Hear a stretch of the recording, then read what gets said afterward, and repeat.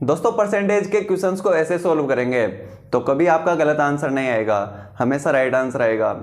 तो क्या है वो मेथड, तो इस वीडियो को लास्ट तक जरूर देखना। तो हेलो दोस्तों, स्वागत है आपका मेरा इस YouTube channel GK lover VK में। आई होप आप सब बढ़िया होंगे। तो दोस्तों अपन बात कर रहे थे परसेंटेज की और उसमें भी बात कर रहे थे अपन टाइप थर्ड की, जिसमें कल अपन ने पार्ट फर्स्ट देखा और आज अपन पार्ट सेकंड देखने वाले हैं, यानी कि टाइप थर्ड के क्वेश्चंस करने वाले हैं जो कि बहुत ही सिंपल हैं। और यदि आपने अभी तक टाइप फर्स्ट और सेकंड को नहीं देखा है तो उनको भी देख लीजिए, क्योंकि उनमें बेसिक हैं। तो आज अपन टाइप थर्ड को देखने वाले हैं और उसके भी पार्ट सेकंड को। तो पहला क्वेश्चन हो जाएगा अपना कि एक परीक्षा में विजय 28% अंक प्राप्त करता है, दिन रात मेहनत करता है, 28% अंक प्राप्त करता है, परंतु 16 अंकों से फेल हो जाता है। फिर भी क्या मिलती है इसको, असफलता मिलती है, फेल हो जाता है बेचारा, 16 नंबर से फेल हो जाता है। उसी परीक्षा में नंदिनी 41% अंक प्राप्त करती है। नंदिनी भैया लड़कियां हमेशा टॉप करती हैं, 41% नंबर प्राप्त करती हैं, जो कि उत्तीर्णांक से 36 अंक अधिक हैं। ये भी बहुत ज़्यादा पढ़ाई करती थी, तभी तो इसके 41% बनी है, और वो भी पास होते होते बची है 36 नंबर से ज़्यादा आ गए उसके पास होने से। तो परीक्षा के पूर्णांक बताइए। तो ये अपना परीक्षा का पैटर्न हो गया भाई कि या तो 0% या फिर 100%। भाई पेपर तो 100 नंबर का ही होगा। मान लीजिए ये विजय 28% प्राप्त करता है। कितने प्रतिशत? 28%। कौन? विजय। और नंदिनी प्राप्त करती हैं अपने 41%। कितने? 41%। कौन? नंदिनी। और यहाँ पर पास लाइन मान लो। क्या मान लो? पास। पी से डिनोट कर देते हैं, पास हो जाएगा। उसी परीक्षा में, और ये 16 अंकों का गैप है भाई, 16 से फेल होगा ना, 28% अंक प्राप्त किए तो ये 16 नंबर से फेल हो गया। उसी परीक्षा में नंदिनी 41% प्राप्त करती है, अपन ने लिख दिया, जो कि उत्तीर्णांक से 36 अंक अधिक है। ये पास से 36 नंबर ज़्यादा ले आए भैया, तब इसके 41% बनी। तो परीक्षा के पूर्णांक बताओ। तो इन दोनों का गैप देखो, 41 में से 28 जाएंगे तो कितने बचेंगे? घटाओ भाई, कितने बचेंगे? 13%।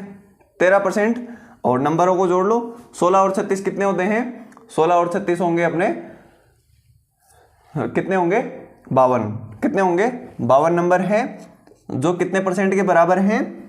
यहाँ पर 13% के बराबर। 13% का गैप आया ना भाई, 28-41 का गैप निकालेंगे तो 13% का गैप आएगा। 52 13% के बराबर हैं, तो अपन से पूर्णांक पूछा है तो पूर्णांक निकाल लो।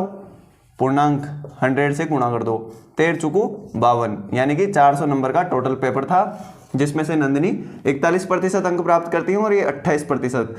और यदि अब आपसे उत्तीर्णांक पूछे तो कैसे निकालेंगे कि भाई 400 का 28% निकाल लो, 400 का 28% निकाल लो और उसमें 16 नंबर जोड़ दो, या फिर 400 का 41% निकाल लो और उसमें से 36 घटा दो, उत्तीर्णांक आ जाएगा अपना।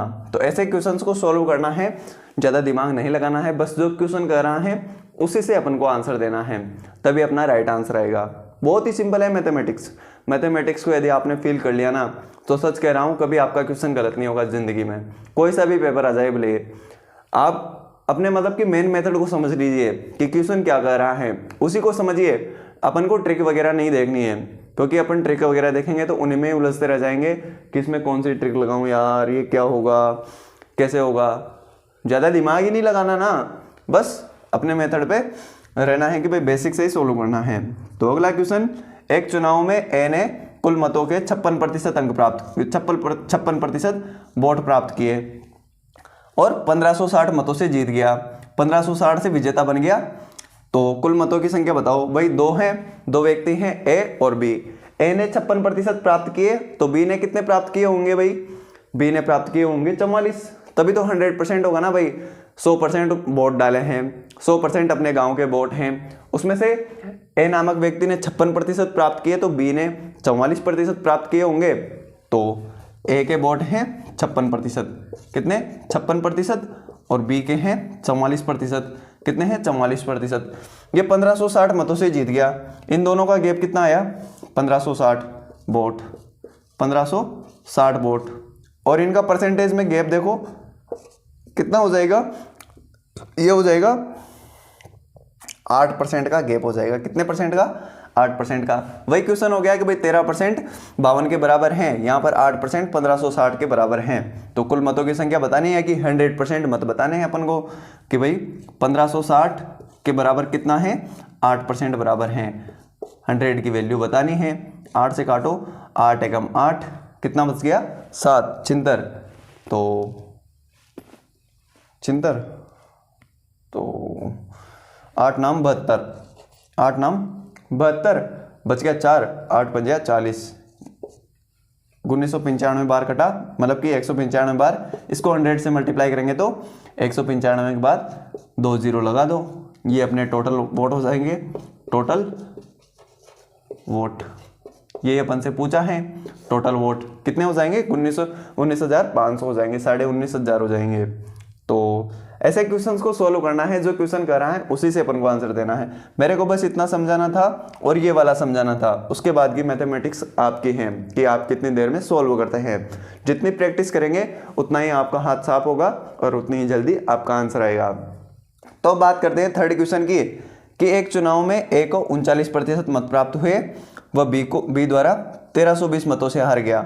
ए को 39% मत प्राप्त हुए, ए को 39% प्राप्त हुए, तो बी को कितने प्राप्त हुए होंगे बताओ भाई। एक ने 39% प्राप्त किए, तो दूसरे ने कितने प्राप्त किए होंगे, 61, कितने 61% प्राप्त किए होंगे, तभी तो 100% होगा ना भाई। जोड़ देख लो, 39 + 61, यानी कि जोड़ा बनाओ 39 61, तभी तो 100 होगा ना, सही है ना, 39 61 सही है। और ये कितने मतों से हार गया, ये हारा है 1320 मतों से। कितने मतों से, 1320 वोटों से हार गया।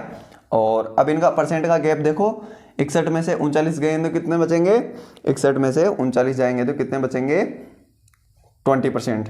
कितने बचेंगे, 20 कैसे होंगे, नहीं 11 22 22%। कितने परसेंट, 22%। तो 1320 22 के बराबर हो जाएगा। किसके बराबर, 22 के बराबर। अब आपसे क्या पूछा है, तो बी द्वारा प्राप्त मत होंगे, तो बी के मत 100 मत निकालो, डायरेक्ट 61 से गुणा कर दो, 61 से गुणा कर दो तो अपने बी के मत आ जाएंगे।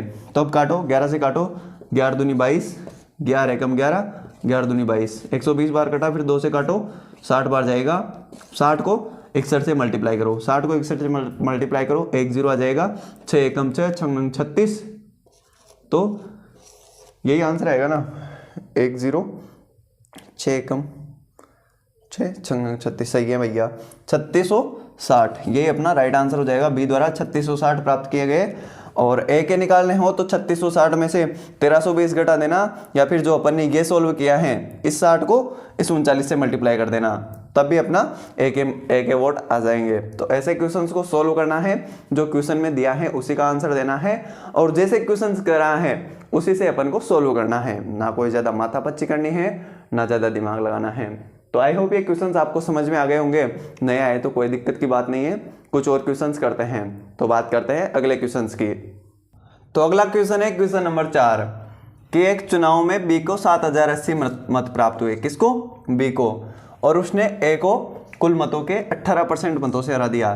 भाई ए और बी दो व्यक्ति हैं, बी को 7080 मत प्राप्त हुए हैं और दोनों के बीच में डिफरेंस कितना है, 18% का डिफरेंस है।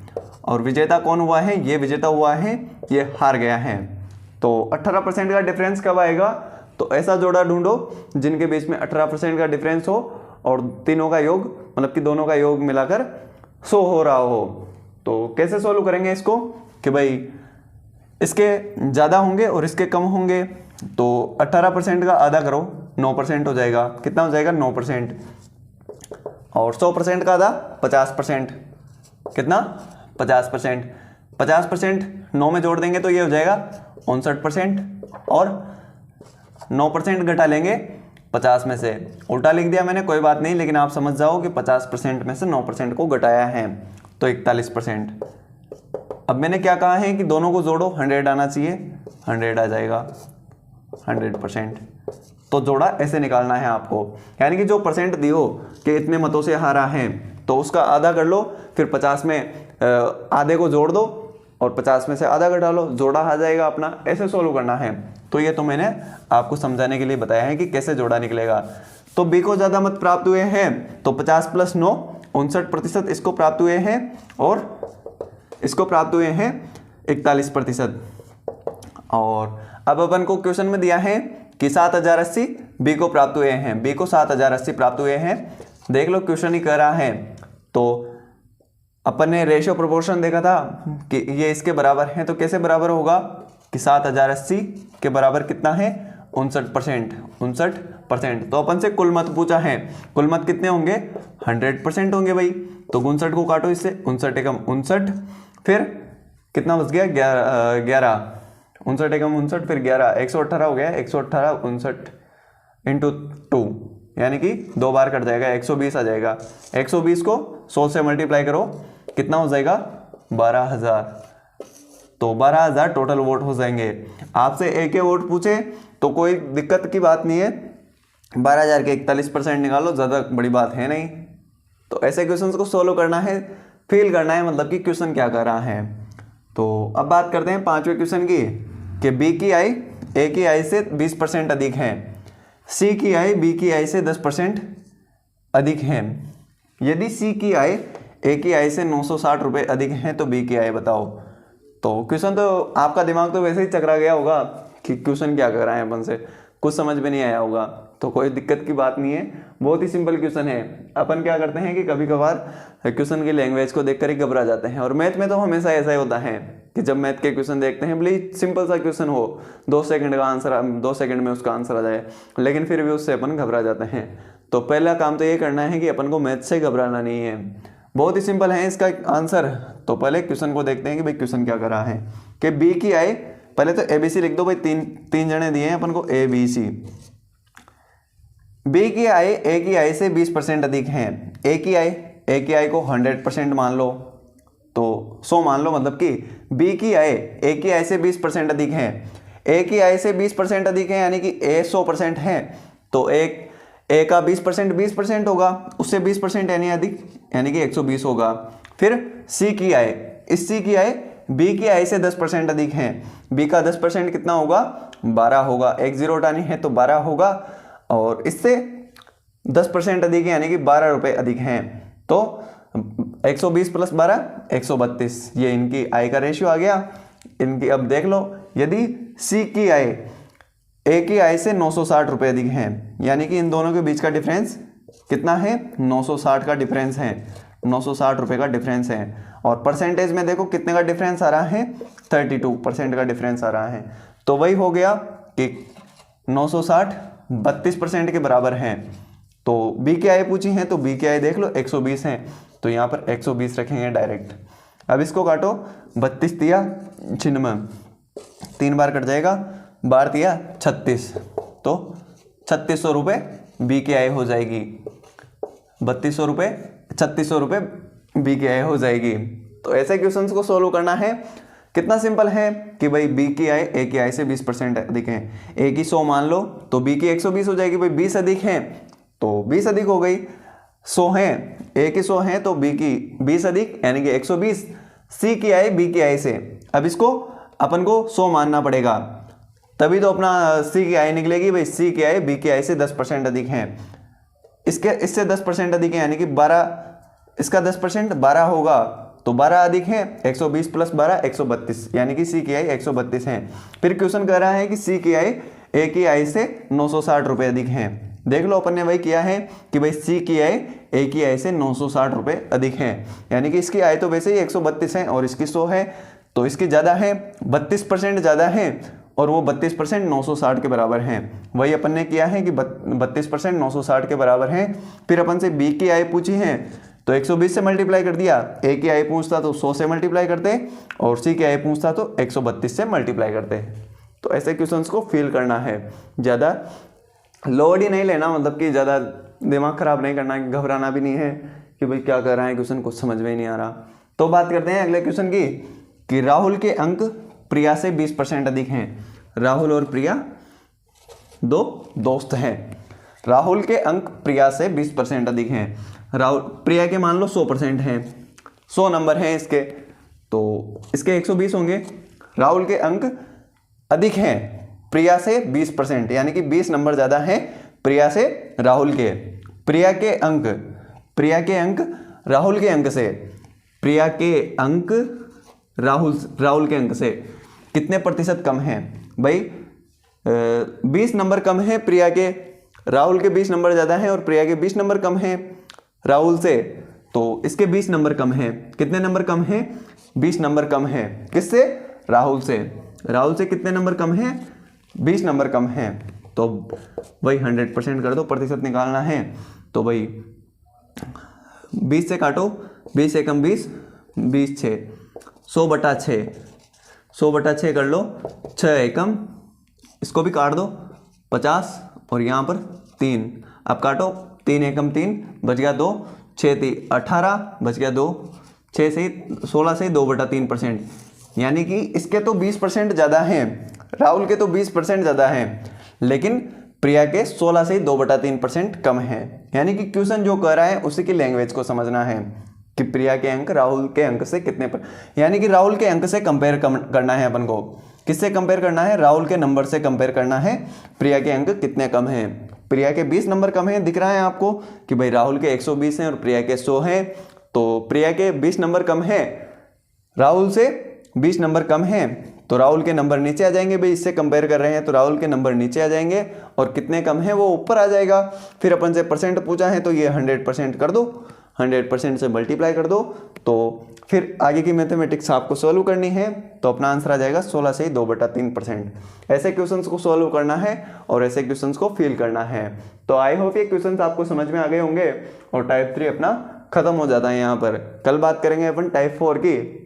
तो आई होप ये क्वेश्चंस आपको समझ में आ गए होंगे और कोई दिक्कत की बात नहीं है, बहुत सिंपल क्वेश्चंस हैं। ज़्यादा से ज़्यादा प्रैक्टिस करना मैथमेटिक्स में, क्योंकि प्रैक्टिस ही एक जरिया है पेपर पास करने का मैथमेटिक्स में। और मैथमेटिक्स बहुत ही अच्छा सब्जेक्ट है, इससे ज़्यादा घबराना नहीं है, कोई ज़्यादा लोड नहीं लेना है दिमाग पे। तो आई होप ये क्वेश्चंस आपको समझ में आ गए होंगे। तो वीडियो पसंद आए हो तो वीडियो को लाइक और चैनल को सब्सक्राइब कर देना, क्योंकि इसी तरह की वीडियोज़ आपको इसी चैनल पर मिलेंगी। तो वीडियो पसंद आए हो तो वीडियो को लाइक और चैनल को सब्सक्राइब कर देना। मैं मिलता हूँ आपसे अगली वीडियो में, तब तक के लिए thank you, tata, bye bye.